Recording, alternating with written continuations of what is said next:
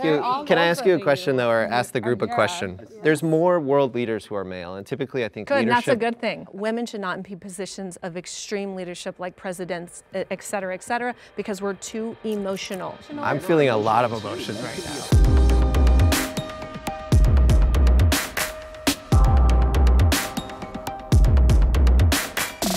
If you agree, step forward. Women have more privileges today than men. I went back and forth on this one, thinking about the difference between more and different. I think women have distinctly different privileges than men have, but with this new feminist movement that is arising, more of the third, fourth wave, we are finding, I think, that women are placed and pedestalized above men in a lot of ways. There's affirmative action hiring and scholarships where women, sometimes even regardless of academic standing or achievement, are prioritized above men. But men also have different privileges that they get to access. I struggle to say more, but I think I do agree with the feminist movement now there is more. If you are born into this life with a vagina, you inherently have 10 times more privilege than a man. From the time they are little, girls are always like doted on and you're so pretty and cute. Very coddled. They're coddled, yeah. Right? As they should be, you know? We want that feminine, nurturing energy in them. You can kind of be a degenerate woman and have a hot body and be a millionaire on OnlyFans. Yeah.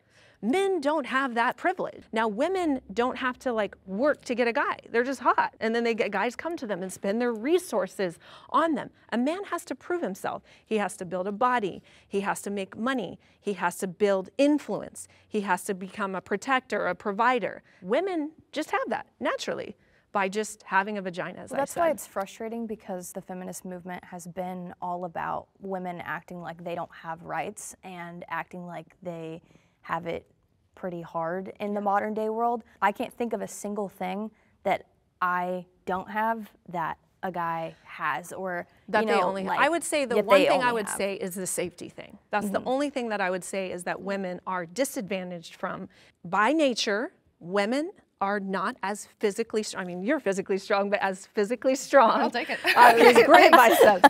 And men just are. And if you're walking down a dark alley as a woman, you're going to feel some type of way sometimes, That's right? That's why we need guns. Well, there you go. I'm going to talk a little bit more about like the judicial system. When it comes to, let's say, domestic dispute, if a woman calls the police, they automatically show up, arrest the man.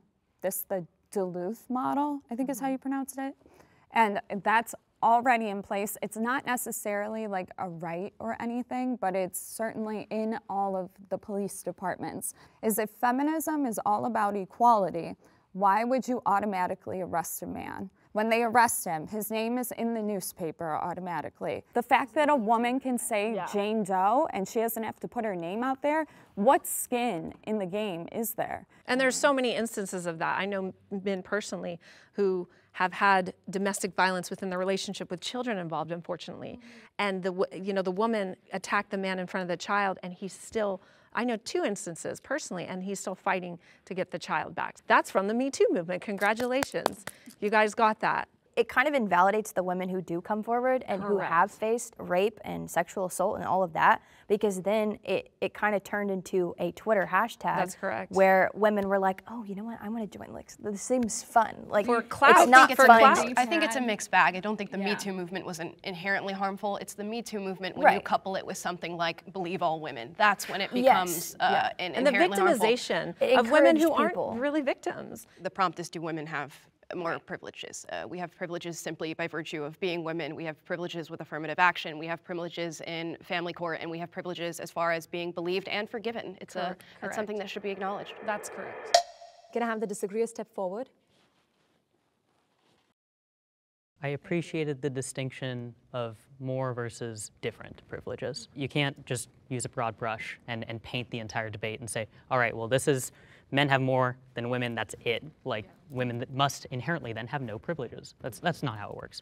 And that's where we start to get into the idea of like intersectionality, where another woman who had a different experience, if it was a trans woman, if it was a woman of color, if it was a woman who was... But I don't think we're including trans women into feminism. And I think we definitely should. I don't think we should at all. I think that trans women should not be a part of the feminist movement because a man, just because they, wake up and feel like they can be a woman one day, could come in and then suddenly know what it's like to have a period or know what it's like to have a child. It's anything from men replacing women in sports to men replacing women on podcasts during Women's Month and when we're talking about women's health, or you've even got biological men who think they're women going to the White House speaking on behalf of all women. I do have a question for you based on the prompt, though, because you've lived in both experiences, at least socially. I'm curious, when you transitioned to male and people started perceiving you as male, like most people did today, what privileges changed for you, or what did you see enter your life that you didn't have before? Yeah, and that's sort of where a lot of my beliefs in feminism do lie, is because being out into the world as a gay woman was the way I was seen. Men treated me definitely not nearly as well as they did.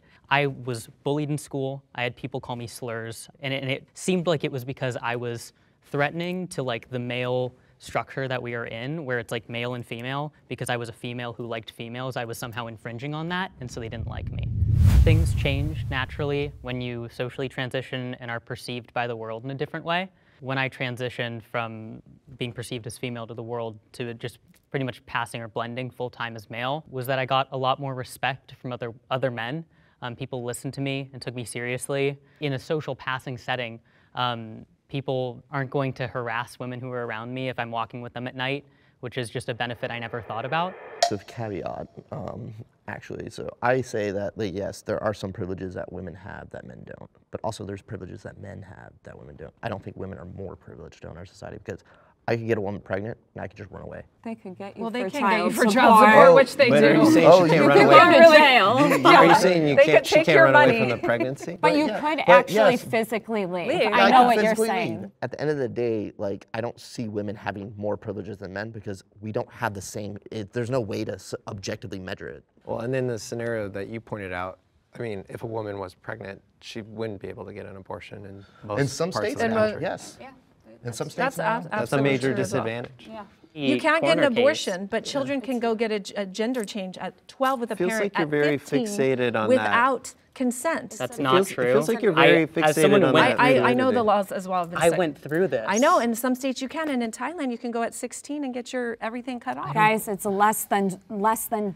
I know. It doesn't matter. It's such a small subset of the population. But you can't say that about, it does matter though. When you have a child, you're not a That's parent between yet. the parent and the child. Can I ask you a question though, or ask the group a question? There's more world leaders who are male, and typically I think Good, leadership. that's a good thing. I know it's weird coming from me, but I do want to know, it doesn't bum you out that it's less likely for a woman to become president? I don't feel bummed out because I know that if I want to pursue something that I want to do, I have every capability to do it in this country. I don't feel bummed out. Women should not be in positions of extreme leadership like presidents, et cetera, because we're too emotional. No, I'm feeling a lot of emotions Men right can be now. impulsive. I'm not saying that men can't be emotional. Like we had a president, who would literally just go on Twitter every day, every second. Wait, one person so she can hear us. To be logical and to be sound is not something defined by gender. It's just something defined by your own psychology. The left and right brained it That's actually just false. is though. That's not false. No, it's not Come false. on, man. It Come is on. not Really? false. Really? I know, your question about leadership, I think, is a very poignant question, because a lot of people are asking that. Why don't we see more female presidents? Why don't we see more female CEOs or Fortune 500 companies? And again, it goes back to those gender differences. There will be women who will be exceptions to the generalized rule of what it means to be feminine, and those women you will see succeed in extreme leadership. But we should also discuss what the conditions of extreme leadership are. We're talking 80-hour work weeks, subscribing yourself to your career and nothing else. Forgoing family and children. Psychologically and biologically, women tend to lean in the direction of not making those choices for themselves, while men are highly competitive, they are highly analytical, systematic, they're willing to put in that time and take extreme measures to gain career status. Exactly. But in an egalitarian society, it's about having that choice to make that decision. And Yes, that's what feminism But we is about. do, It's but about we already having, have that choice. We If do have that I want to go but own it's my being- own company, it's I being can. restricted. Like I said in the beginning, we've all agreed that the beginning of feminism was going in the right Humanizing direction. women, It right? was humanizing women. It was making them equal to men. It was giving us the same opportunities so that we can go vote, so that I can go get a job, so that I can drive a car. Like She can there's run for other president if countries she wants. that I know that we weren't talking about other countries, but if you want to talk about feminism, go protect the women who get beat up for driving a car in other countries. Men are falling behind in society.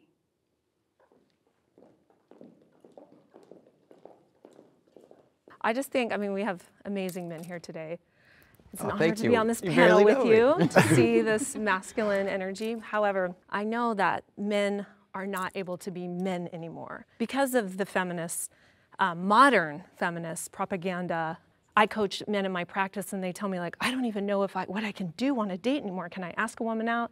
Am I gonna get in trouble for this now? Like, I really like her. I kind of want to put my hand around her waist, but maybe that's gonna, you know, I'm gonna be all over social media, this kind of thing. And I think men don't have the balls anymore to just stand up and be a man, be dangerous, be fierce. I want to respond to a lot of what you said. Please. Does anybody else want? You make a really interesting point. However, I feel like a lot of the reasons why men can't actively express masculinity in a positive way is because of the patriarchal structures that we have. Part of where I'm coming from with this is I'm trans. So I was born female, now I present as male. I came out socially and medically transitioned at 18. Okay. The feminist movement is what helped me feel empowered enough to be who I am and be a man. And no disrespect to your process, I know it's a very strenuous thing that you go through, but I see a woman still. I feel feminine energy from you. That's all right. I totally so when you respect say that. you're a man, then it's like, I don't see that. The way I think about it is more like about individual choice and individual freedom. And if I want to say that I have feminine energy and people view me as masculine or vice versa, then that's their problem, that's not my problem. And for me, that's what feminism is about giving people the choice to act in accordance with however the hell they want to. But that's a very dangerous society. That's not how feminism started, though. Yeah, we went from, you know, wanting equal rights for women and equality for women, and now it's humanizing kind of women, right? Humanizing women, making it to where I think we all agree, you know, women now are equal to men, and with like third and fourth wave feminism, especially fourth wave feminism, it's kind of turned into individuality, like you said. It doesn't take a man to tell me how to be a man. It doesn't take a woman either. I can define myself as a man how I want to. I don't need somebody like Andrew Tate to be like, you're not a man unless you do this. I also don't need a woman to come up and be like, you're not a real man if you don't do this. And it's the same with femininity. I'm not gonna tell you how to be a woman. I don't think another woman should tell you how to be a woman either. So what would you tell kids? Yeah, like you have a daughter. Do you really want to be guided by the ambiguous, define yourself as however you want to define yourself. And for her mind to be molded and shaped by men who, no disrespect, women who turn themselves into men and then turn themselves back and say there's a lot of dissatisfaction when the root of the problem wasn't the gender, it was everything else. There's actually slow very, down, though. very I low feel like rates of detransitioning, but that's neither here nor there. That's also a minority of the population. Feels like you're bundling a lot of ideas, which makes it hard to respond. But well, because there's so much data to support Can you repeat what's the main question? Do you want your daughter's mind to be formed and shaped by a society that tells her it's okay to be masculine and to be a man, and that she doesn't need a man, and that it's better off for her to be alone and put her career first and not have children? I think it's more likely than not that she'll probably follow a more conventional path. If my daughter grows up and she wants to dress like a boy, like great. If she, for whatever reason, is experiencing gender dysphoria, like we would navigate that together.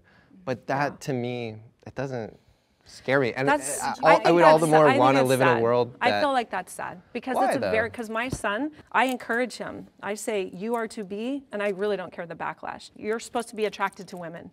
And Isn't I tell that a lot him, of pressure? and I ask him, But what if he's not? Because life for transgender individuals, and my son's African American as well, is very freaking hard. I don't know if we can swear, I'm sorry. You can. It's very hard. Do you know this to be true? Asking people or putting pressure on your son or putting pressure on my daughter to not... I just tell them. Okay, but to not be their true self, if that's truly how they feel, But it feels like that would no, be... they're not their true self. That's this, like, Thank you. that's this way, it's Thank society has influenced everybody to be like, so off you know. So when you say I can identify, I can be whatever I want, if I want to say, I'm Beyonce today, I can now just be Beyonce, But do you right? actually believe that? I do. I kind of feel like I don't think you believe Can we talk it. about the problem? Yeah, let's roll back. The problem's about men falling behind. Here's the other thing. Men are falling behind. Is it because of feminism, or is there socioeconomic factors that we're not looking at? Well, how do we because, define well, falling no. behind? Let's What do you see as falling behind? What's falling behind? So people in America, not just men, everybody is getting poor. This has nothing to do with well, that's feminism. not true. No, that's a mental state. No, it's not true. That's a mentality. This is economic data. We're I'm not getting behind. Well, you can blame your president for that. Okay, and back the other to the thing prompt. is, what do you define as masculinity? It can be subjective Tell from us, culture to culture. what do you define masculinity I think masculinity is whatever you want it to be. It doesn't have to be this objective thing where it's like, oh, you're masculine, you're not. So it could be different from our society to another society. And actually, in some countries, like men who don't provide for their families or are not the sole provider are not seen as masculine. But are we talking about other countries, or are we talking about the U.S. But even here, there are people who will say that's demasculating for a man to make less money than his wife. I appreciate everything everyone's saying. I do want to talk about the prompt. When I heard the prompt and I heard that, I thought about men falling behind, I thought more like mental health, like suicide is more common with men. We're going to go here. No, but it's true. Like men commit suicide at higher rates. Out. Like, I'm not saying mental health isn't an issue. That it is an issue, and obviously a lot of men are experiencing a lot of pressure. Yeah. Have you heard like the term death of despair? Men are committing suicide more. Men are dying from alcohol-related illnesses more, and they're also dying from drug abuse and drug overdose more. Correct. And that's an increasing trend in society. Yeah. And then you see educational gaps. No, there's no denying that. Like, young men are abandoning colleges at a rapid it's a lot of pressure to be a man. They're also far lonelier than women are right now. Women are the least. Hold on. Can I finish my point? Sorry. I'm like, don't let me lose my train of thought. They're abandoning colleges. Women make up, they enroll in college at a 60% rate. Women are earning more than men nowadays, right? So, that is hold on. We can get to the wage gap. It's about enrollment. So are they having other jobs? Yeah, probably. Sure. But I'm saying, like, men are not going to these institutions. Why? When you're saying lack of enrollment, there's more entrepreneurs in the entrepreneurial space than ever before in history. So I believe a lot of people are opting out of college, as we had, to pursue their ventures. So that could be part of the reason why the enrollment has declined. Can I just go back to a point that you said really quick? Yeah, where you talked about like the mental health of men and how the stigmatization of men addressing their mental health. Yeah. What system are we in that makes it so that men have this big stigma around our mental health where we can't talk about it and the suicide rate goes up? We are in a patriarchal system. No, hold on, let me tell you. Those are the bounds we are within currently. There's a lot That's toxic masculinity. Can I have Bhasin complete his point? I'll encourage you to let the other person finish the point, and then of course you can take it forward, but let them talk. Just real quick, the systemic structures we are in are patriarchy. That is what has caused men to have this massive stigma around mental health, where we don't feel empowered to reach out. Men tend to not go to therapy. That leads to suicide, that leads to all of these big things. That's not caused by feminism. That was happening well before the feminist movement came into these new waves. There's a lot of psychiatrists, psychologists, and economists, professors, all these people coming out saying that the actual psychology department is feminized. I know. I'm processing what you're saying. The psychology it's weird, department? but the way that everything's processed is for women. So women and men process information differently. Men are like this in their brain. Women are, it's all over. And like, what the hell does that mean? Well, it's left brain, right brain. When you process, like, men need to solve the problem before they can process the emotion. Women are emotional. React on emotion. Yeah, that's it. But so women have they do better with talk therapy. That doesn't always work for men. Men do better when they are kind of working with a coach or somebody that's going to be like, this is what you have to do, and then come back massive see how action you did. That's why mentors work. That's why men need. He had a thought, though. Can we let him finish his thought? The same problems with the military, a lot of the suicide rate. Even though there is therapy services, they're actually actively discouraged. And it's because of this masculine energy in the military, because it is still, even to this day, a very ultra-masculine institution, and there's these negative energies saying like, hey, no, you shouldn't like go talk, that's what these fucking do. But that's toxic masculinity. Yes, well, but it comes from a place of, it comes from a place where it's like, oh, that's not what men do, just suck it up and push on, and that's why a lot of these guys end up killing themselves. But what branch were you in, can I ask? I was in the Army.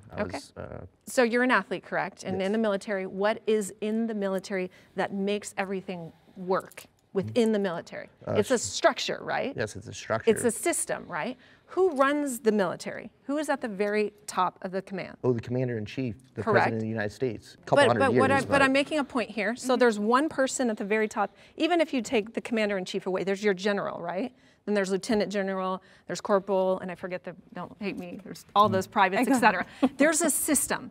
One person is at the top of that system, and he has supporting members underneath him, all the way down to private. And that's what patriarchy was, quote, patriarchy was designed. It's a system of one person taking a leadership position, and they make decisions for the greater good, utilitarianism of all, meaning the family unit. That's not really what patriarchy means. And actually, that's It is. I looked up the definition, actually. That's actually a very ideal I literally one. looked it up yesterday.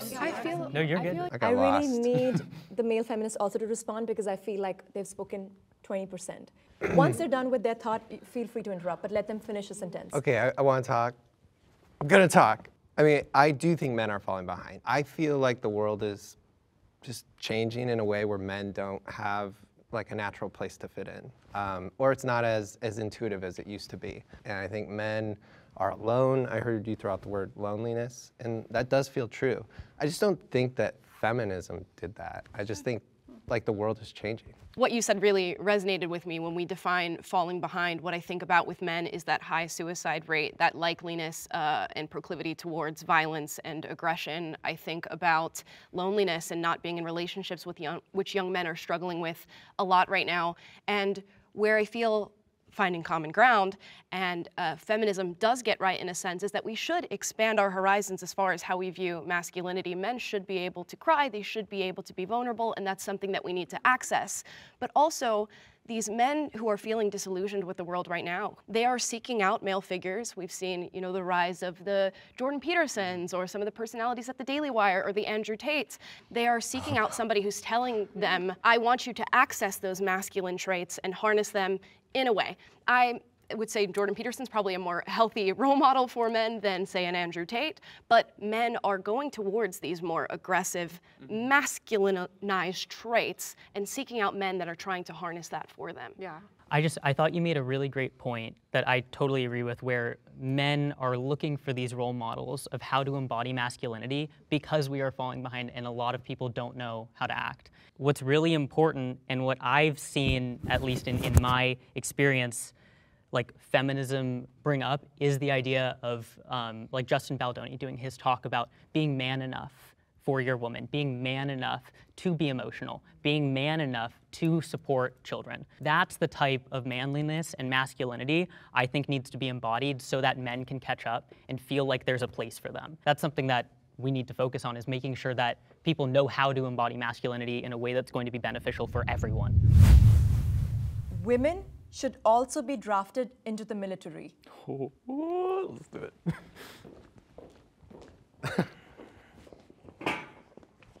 If you're gonna vote, you might as well be drafted, baby. That's it. Yeah, I believe rights come with responsibilities, and we are all responsible individuals. Granted, I'm glad we live in a society where we haven't had the draft since, like, I think Vietnam. Vietnam. I think Vietnam. 50 years ago. I do think that maybe like we should relook at the draft and as other options, not just military service. So I was in the active duty military, and I was also in the National Guard, and I've fought wildfires, and like I've done crowd control. I've done a lot of other things. If you want the same rights, you have to have the same responsibilities, and I think that's just universal based on what you can do and your abilities. This was a very difficult one for me to parse through, because I remember when I was getting my birth certificate changed, and it was like, all right, time to register for selective service, and I was like, oh God, I have to make this decision now to register. You don't have a choice. I know. So I was like, all right, cool. Like I will go through with finishing all this legal stuff up and register. And I think, like you said, there's lots of other responsibilities that men and women of different abilities and different strengths could fulfill within selective service if we needed it. Drafted, correct me if I'm wrong, would be going into war, would be physically going and doing the actual combat. A lot of the draftees in Vietnam didn't go see combat. They did supportive roles. Okay. It's selective service, so you register to be potentially needed to call for multiple different responsibilities. But some of them are going. Right, yeah. right. Some of them, there was some bad cases. The part that I would disagree with would be putting women on the front lines. We are physically capable to do a lot. You know, there's different boundaries for women who go into the military, who have to do boot camp, than there are for men. We can work women as hard as they can, but they're not going to work as hard as men are.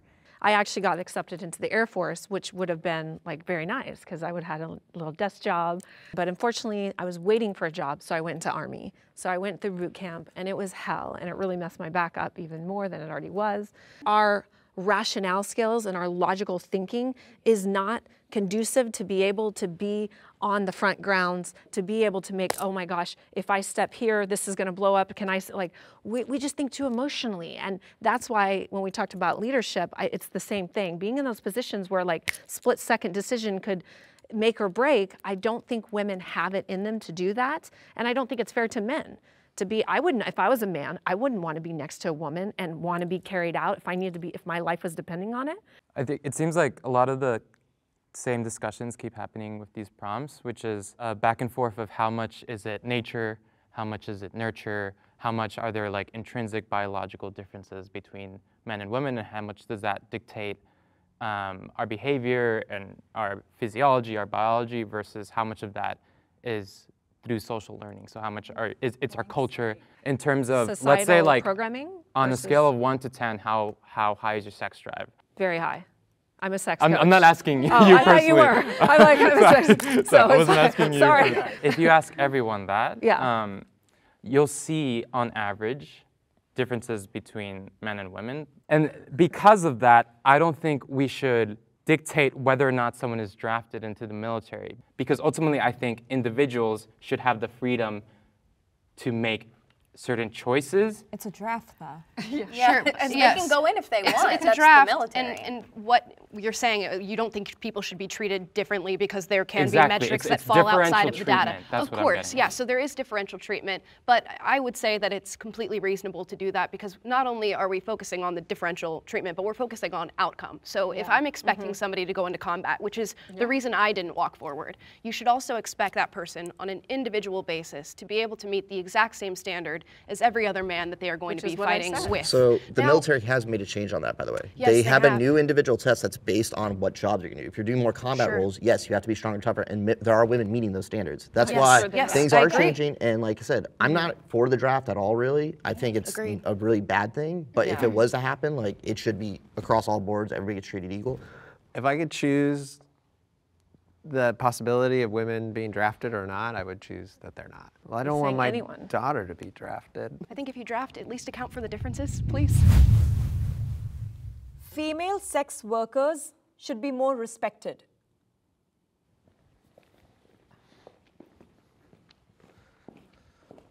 I don't know a ton about this topic, but I do think I subscribe to the idea that legitimizing sex work reduces the safety risks associated with that profession.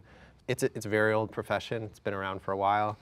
It's going to continue to be around. I don't, I think it's also, there's tools out there like OnlyFans that I think has put a lot of the power in the hands of the creators.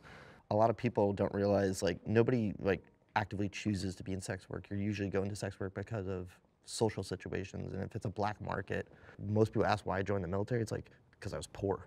Like, there was no other fucking reason. And I'm not saying it would get rid of exploitation, but if women have legal protections, like if I was a prostitute and I could go up to a cop and say, hey, I got beat up and my money stolen, not being worried about being arrested, like, I would be more likely to report crimes and get the people who are causing problems. Yeah, and then for the people who just want to do it and want to just like own their sexuality, own their body, and use it as a commodity, a way to make money, they should be able to do that in a way that is safe, in a way that they own all of the videos, all of the content that they make, and in a way that is equitable for them. When it comes to respect, there's two definitions. Respect either can mean like politeness, like you wouldn't shut the door on somebody that's like walking behind you, like be respectful.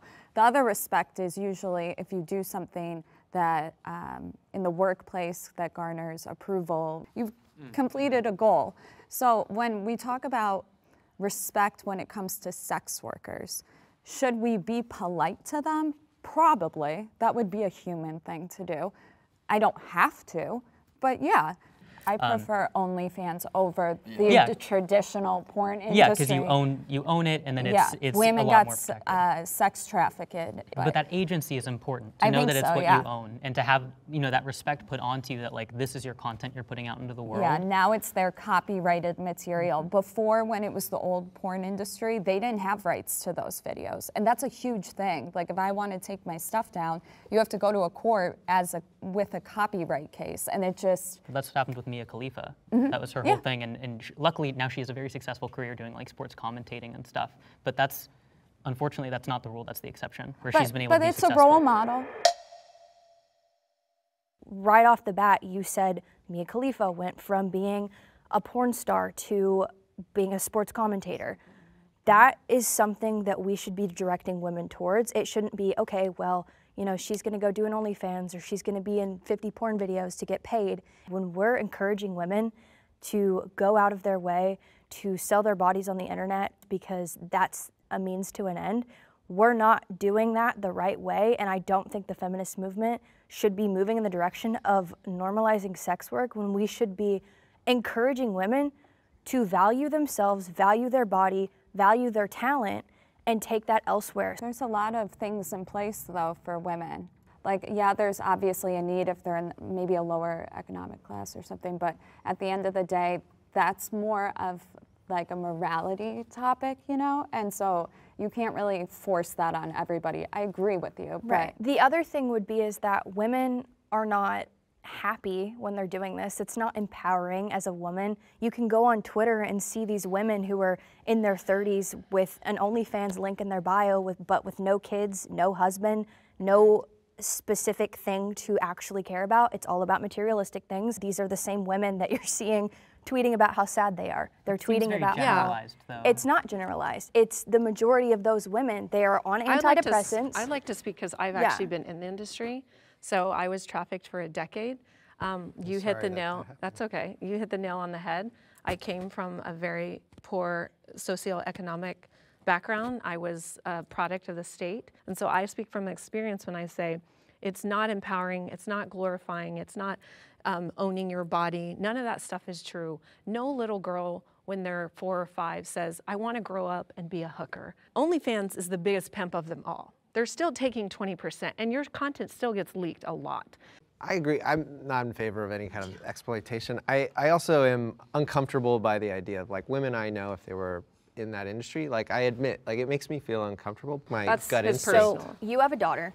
I'm going to be having a daughter in 4 months. Let's just go back to the daughter. Well, I mean, it's a good question because you're raising a human being for the future of society that we're going to all shape. How does it make you feel to raise a daughter in a world where you can either preserve, you can either preserve her innocence, or you can step away and let her do the OnlyFans. How about respect femininity? It's a great question, and there's two truths. There's two truths that I feel like I can hold at the same time. One is I would be very uncomfortable if any female relative was, or person that I loved, was exploring that profession. Like I would have you can't even say it. I'm trying to be as like professional as I can. Yeah, as a father specifically. No. I don't think that I'd fail. I would have complex feelings to navigate. Yeah. On a higher level, I don't think that there's anything inherently wrong with that profession, and I respect people who do it in a way that's fulfilling to them and that brings them happiness. If someone's doing that job and it doesn't bring them joy, obviously I would not. But most of the women you have to are understand doing it it's not bringing value or happiness to women. I'm just trying not to wrap it all into one bundle because there's going to be exceptions. I think you just want to be careful of like putting a negative label over like so many people's lives. I think it should be negative though, so that young daughters don't run to her. And why don't we have more respect them for femininity them versus respect for sex work? Men should take birth control. Huh. That's an interesting one. This is I think it should be a choice. Well, male birth control does exist. The problem is there hasn't been a lot of funding into making it commercially available. It's about making it an equal responsibility all around, especially if there's a more effective way, like a pill. They can't just whine about the like the side effects when they know that it can significantly like decrease a woman's quality of life when she's dealing with all those side effects. Her chance of fertility, her chances of, I've never been on birth control, and I don't believe in taking it. I don't believe in putting anything like that alters my body. I'm not saying either party should have it, because personally, I don't think that anyone should put that stuff in their body. But if one's gonna do it, and then the other one should have the option of doing it. Yeah, if we're in a world where women have the access to it and men have the access to it, should is just such a strong word. So make the choice for your own body. That's why I didn't walk forward. But yeah, if you both have the option. If men had the right to birth control, then they would ultimately be coinciding and deciding if a child should come to life. Right now, women ultimately have that decision. No matter what you say, she gets to decide if she goes through with it or not. And I think that's kind of problematic for many reasons, but yeah. It goes back to like why I stepped forward with the military draft. Yeah. Everyone needs to take responsibility for people's sexual and reproductive health. But are you saying that because you know that women would want a guy to take birth control? Like that's more of like you want to please the feminists? Please myself, because I'm a feminist. That's what I'm saying. I'm saying like male feminists have a tendency to have the talking points, and they're like, women want us to take the birth control, so I guess we will, but like, do you actually think that you would? Why wouldn't I? Why don't you get a vasectomy? I did. Did you? I have a vasectomy. So there you did it. Boom. All right. Okay, yes. I decided to get a vasectomy because I wanted to play a small, very small part in having men take more responsibility for their sexual and reproductive health. And once I learned more about vasectomies and the procedure, it seemed like a no-brainer for me to get it. I've known for a few years that I didn't want children, and so I'd been thinking about getting a vasectomy. And then Roe v. Wade got overruled, and I just looked into it, and I started doing more research on it, and free of insurance. Yeah, I was going to say insurance. No side effects. It's an outpatient procedure, so you go in, 20 minutes, you're out. I went to work the next day. Yeah. You should not take it if you have any inkling of a doubt about not wanting biological children, because it's not 100% reversible. But in some cases they do it, yeah. Right. It's preposterous to me that it's only about 5 to 6% of men in the US have a vasectomy, because definitely more than 5 to 6% of men in the US don't want to have children. Kids. That's true. Yeah, because it's like condom with hormones. I know why. Vasectomy. There is no there's no middle ground between the two. And I think it's because of patriarchy. I know you hate me using that word, but like I think it's because we prioritize gynocentrism. That's why. Listen, we have advanced so much. You don't think they could come up with a pill at this point? Think about it. They've come up with one. It's not commercial. There's not a market for it. Gynocentrism is like a. Okay, so I want to hear from the disagreeers. One thing that I do agree with is the fact that birth control has a lot of side effects. And if I'm not going to take that, and a lot of people aren't going to take that and have the side effects, then I don't think men should have to either. I think we live in an over-sexualized society where we're trying to, yes, find ways to solve this issue because you cannot stop everybody from doing it. Why not preserve and protect yourself and not go around and sleep with everybody?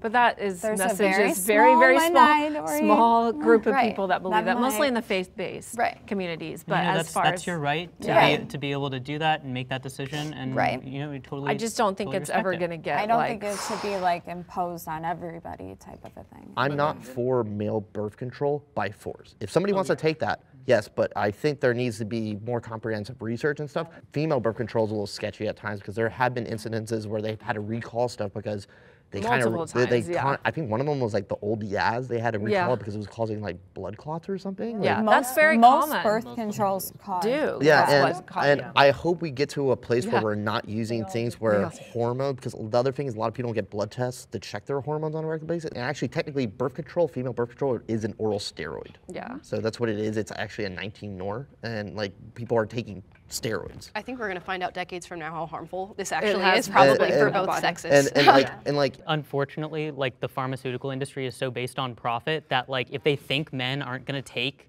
male birth control, they're not going to put in the research, they're not going to create it, they're not going to invest in it. So if we socialize and say, hey, like this is a responsibility men should also have, then we can get research into all birth control to make it safer and more effective for everyone, so that we don't not everyone has to be like experiencing these horrible side effects.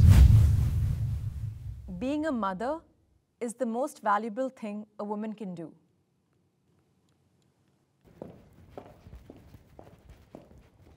You are a mother. I am almost, I am a mother, but she'll be born later.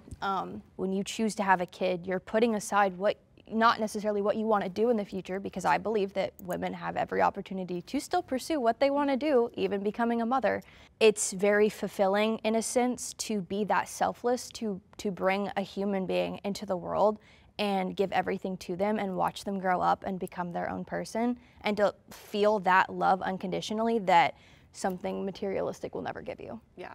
I honestly don't remember my life before my son. And it really makes me sad today that more women, 10 years, more women in the United States will be opting out of marriage, out of children.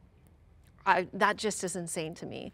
It's innately in us to nurture and to love and to care and to create life. We literally give birth.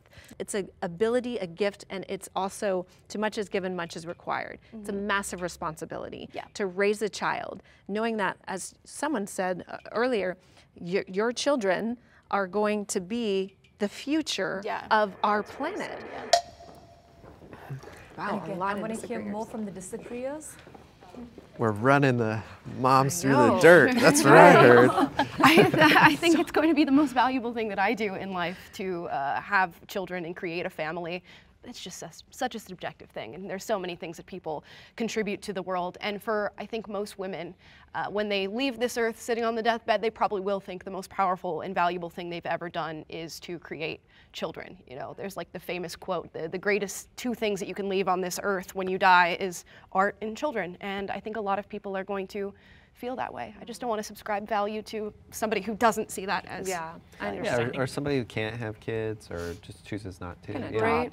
You know, there's other ways to achieve greatness, but being a mom is a great thing. I think we all. Being a good mom. Does anyone? Being a good mom, yes. Yeah, a good mom. There's a lot of people who are moms, not everybody's a good mom. I was raised by a single mom. On top of that, I was also adopted, so my birth mother had to make an incredibly difficult choice to decide not to pursue raising this child. And then my mother, who is a single mom, raised me and raised my siblings. The thing is she was also like a teacher and a professor and a principal and an administrator. Honestly, what feminism really should be about and is about is making it so that women, if they choose to be a mother and just do that for their entire life, they get as much respect and value and everything that they should be afforded as someone who decides to be a billionaire CEO as a woman. The feminist movement is teaching women that it's the worst thing you could possibly do, because you're gonna lose your money and you're gonna. I disagree, and I think sometimes some people live in echo chambers, and that might be a problem. But like, also, here's the other thing. Are women not having children because it's economically difficult? Because in America, it's really hard to have a kid. It's really expensive. We don't have health care. We don't. You're fine, but not everyone. I know, but I'm saying that, you know, what the act of having a kid takes. Two people. Yes, but me and my girlfriend, we could probably afford a kid, but right now it's probably not good because of our situations. And you're making that decision. But here's the other thing. Not everybody has that decision to make. And it's actually economically really hard to have a kid in this country. Somebody's gonna have to stop working. Somebody's gonna have to make less money. There's not health care. When I had my son, I had no means. I had been trafficked, obviously. I made the decision to see it as life and to have the child. And I had the child, and I was homeless in Newport Beach 8 years ago. When my son was just still nursing, 10 months old, worked around the clock and didn't stop until he was almost 5 years old, so until I got my degree. Well, How do you handle childcare? And the county pays for it. That's why I'm trying to say we do have resources. I was a full-time student, but that's and because Newport Beach. Like that's not everywhere. California is one of the more dissect every if you're a county single and mom, see which counties offer it. California is one of the more exceptional. So I do think there's resources if you look for them. And I don't think that just saying, oh, it's expensive to have a kid. Like, woe is me, I can't have a kid because I'm too poor. No, we live in a country where, like I said earlier, we have the opportunities to pursue what we can and what we want to do. And I don't think the feminist movement has any place to tell someone that they're too dumb or too poor to be able to have a kid. Oh, absolutely not. But that is what the feminist movement is doing. I agree. Yeah, maybe it's not as cool or fashionable to become a parent. Maybe like that's not what people are valuing. Feminism to me, and I think to the other guys here, is just like viewing the sexes equally and feeling like they should have equal opportunity. I don't think it expands much beyond that. No one here is saying it's not cool to be a mom, or women shouldn't aspire to be a mom if that's going to be fulfilling to them. If that's like your path, by all means, I think you should do it. My wife was very specific and like direct with me when we started dating. She's like, I want to have kids. This is important to me. Are you on board or not? And that was something, that was a goal that we set for ourselves. But she's not just a mom. You know, there's other things, she has other ambitions. And she can do both of those things, and I think we all feel that that's possible. So when I hear you say, you know, like feminism is saying that like moms can't do this or don't be a mom, I'm not sharing that experience of that information. We don't shame motherhood. Like our side, we promote it a lot of the times, but whenever you hear the opposite thing, it's usually from the feminists. Men need to be masculine to keep their families safe.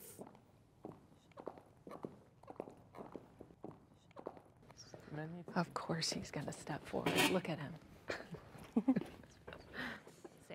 I think there's a reason why people love Andrew Tate. And whatever you think about him in regards to what he's being accused of, which he has not been proven, but that's neither here nor there, men gravitated toward that. Why?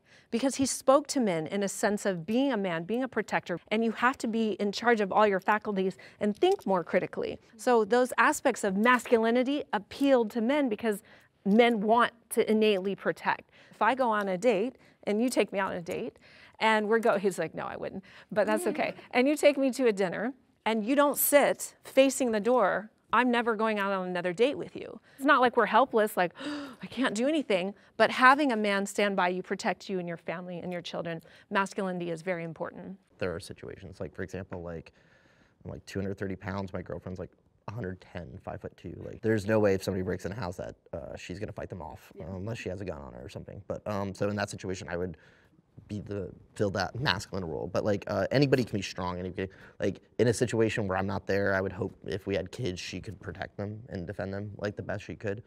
Where I get the issue with like, oh, men need to be masculine. It's like, oh, men need to always go work and bring the money and all this stuff. Because my girlfriend, she's highly educated. She actually makes way more money than I do, like way more. I work as a personal trainer. I don't make as much as she does. It is traditionally not very masculine for a woman to make more money than a man. And I know some people, they will be like, oh, you're not a real man if your woman makes more money than you. That's pathetic. Why is she with you? You sound like a loser. Things like that. And I don't let that define my masculinity. I used to be insecure about it, but now I've grown more mature, and I feel like we're getting to a society where that's less of a problem. And like some people might disagree with this, and like, but it's just my opinion. I think to raise a son, it's easier if you're a man. It doesn't have to be a father. It could be an uncle or some positive role model. Same thing with a positive female role model, because like, I don't know what it's like to be like a female going through puberty, but I was a young man. Right now, a lot of our young men are misguided, and a lot of them are making bad decisions. And it's because like a lot of these young men get this testosterone boost, their brains aren't fully developed, and they like, the vast majority of crimes are committed by 16 to 23-year-olds. The reason I walk forward is about exactly what you just said. Men have these feelings and this aggression often deep inside them, and it's about using that aggression or those feelings that you have to protect rather than to inflict. I guess I'm just not entirely sure what, like, just masculinity in general has to do with keeping people safe. Could I quickly respond? And that I just think it's that men have that natural propensity towards it. If I think of roles in society that are protectors, we could say police officers, anybody who's going to take on that role of physical aggression in order to stop a bad situation from happening. Men tend to take those roles, and if you just look at the demographics of those roles in particular, men choose to take that on, and they persevere and drive for it. Let's say I get married to a guy and he wants to be a stay-at-home dad. That's fine. I enjoy working. So I actually wouldn't be totally opposed to me grabbing the gun if an intruder came in and being the one to kill somebody, if my husband's normally like the one protecting the kids, I guess. I don't think it necessarily matters who's protecting the family, just somebody must. I like what you said about intuition though. Like my wife has a lot of intuition. I think she's better than me at like helping us avoid unsafe situations. But to physically combat a stranger that's at your door with a gun, a mask on, and is breaking in. Yeah, it's convenient to have someone who's more like him than. But would you send your wife who's intuitive to use her intuitive powers to handle that, to protect, or would you use your masculine, my daughter's protected, I'm going down there. If we get attacked, I'm going to do everything I can to protect my family. That's not men having to be masculine. I just think that's people protecting those they love. I think when women are put in situations where they have to protect their families, they can exert tremendous force. Obviously, they're more vulnerable because they're not typically like as strong on average. Pumped full of testosterone, right? But I don't think like this is something men have to do. I think you gotta be careful about putting pressure on men to embody some sort of like macho, tough, violent. I don't think it's macho. I've had men in my life who like embody that tough role, and it like creates uncomfortable environments. It sometimes invites aggression, danger to the situation. It's a certain role playing that I think men actually, it's beneficial to grow out of. Why do you think it's a role though? What if that's just who they are? It's innately in them. Well, then I think they should go to therapy and work on it, or like play a sport and get out that aggression. So I understand. Aggression isn't bad. I always hear from other male feminists like, oh, that guy's trying to be a macho guy. Why? Absolutely. Okay, well, so here's the thing. I think sometimes it's not genuine. He's playing a character. Actually, I'm usually the one to de-escalate situations because of how I look and how I am presented. So I de-escalate. And actually, I always tell people I always encourage young men, avoid the fight. Yeah. If you can avoid it, stay away. But if you have to, obviously do what you have to do, like survive. And I would say to women or anything, but don't start and actually try to deter, get away, because violence should be always a last resort. Violence only brings more violence. The differences between men and women should be celebrated.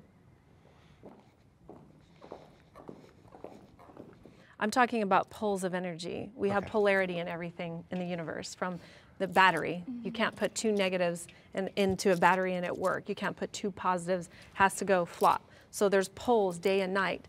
Everything, yin yang, it's energy, and we are energy. I don't think everything's polar though. It is though. Why apply one lens to the whole universe? Well, you just stepped forward with the prompt that said that masculine men and women's differences should be celebrated. I want to celebrate the difference between men and women, but I feel like you have this tendency to apply sometimes like these quantum or because like it is, because we live in a quantum universe of masculine and feminine energy. But you guys do the same thing too, though. I think he's just saying to celebrate differences doesn't mean we exist on two opposite poles, I'm saying that. Yeah, so like, I'm saying that. There's things exist in nature that are triangles or triads. Like not everything's yin and yang. You know. But it kind of is. I actually believe that the masculine energy is elevated in a sense that they have more responsibility as protector, provider. And so for women, we like lean to them and we look up to them as the leader.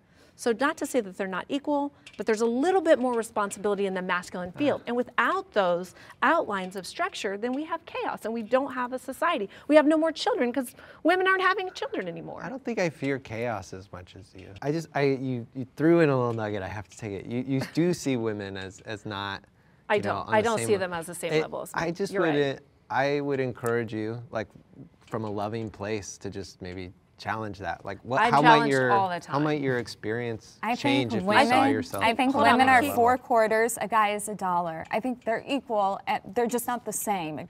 Yeah, I think that the prompt and what I really took to is that it's so important for you guys to celebrate your femininity and celebrate what it means to be a woman for you, and we will joyfully celebrate that with you, right? And likewise to us. However we want to express our masculinity, that should be celebrated, right? And, in whichever way you had to do it, and like I said, I don't think it's as rigid as like we want society, like some people want us to think it is, but it should be celebrated because there are innate differences that are like just biological, and there's going to be those differences, and there shouldn't be anything frowned upon, like women being like more softer or emotional, it shouldn't be something frowned upon. But if a man chooses to be that shouldn't be like, that's feminine, that's not masculine, that's, we should celebrate those qualities in people.